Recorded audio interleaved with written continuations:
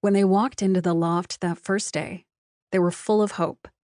It was fall again, the autumn after a tough year, the economic downturn sweeping through even the toniest of communities, including theirs.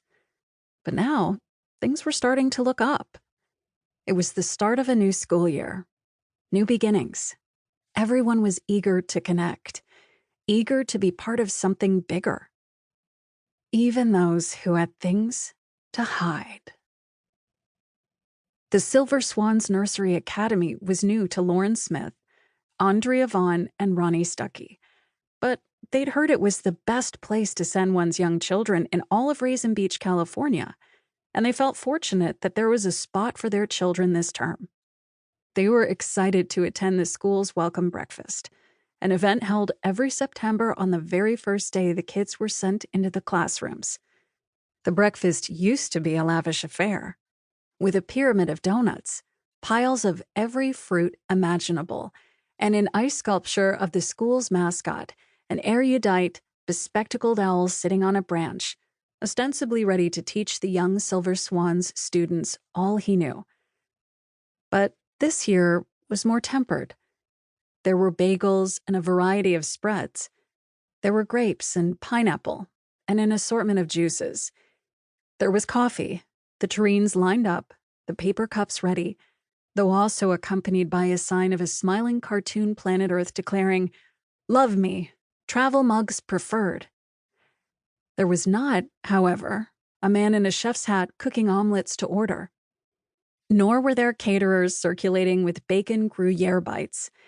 It felt excessive to shower everyone with a gluttonous spread after so many had lost their jobs and so many businesses had gone bust. After Lauren Smith shook sugar packets into her coffee, she came face to face with Piper Jovan, the school's director, who was making a point of greeting each parent. It was hard not to gape at even a dressed-down Piper. The woman's dark, thick hair spilled down her shoulders. Her eyes were ethereal blue, and her lips were plump, and she had a Marilyn Monroe beauty mark next to her mouth. And that body. "Wow, the Grand Recession didn't hurt you any," Lauren blurted. Piper blushed mock bashfully, then looked Lauren up and down. "I don't think we know each other yet."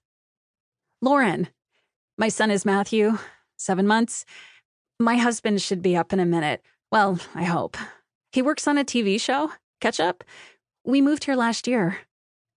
Lauren was babbling. She always did when she was nervous. Then a young man standing just behind Piper tapped her arm and murmured. Lauren studied him closer. "Is this your son?" she asked Piper. The guy, chubby-cheeked, dark hair neatly combed, wearing a fastidious black Oxford buttoned up to his collar, barked with laughter.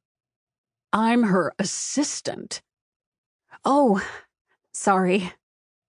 Lauren's gaze bounced from him to Piper. "I'd heard you had a son, Piper, and I just thought...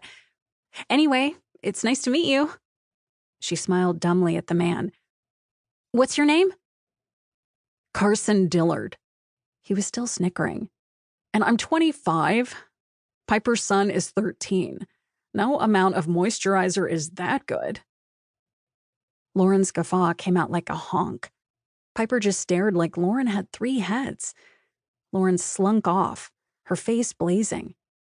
They all would talk about this later. How Piper had the tendency to make you slink away.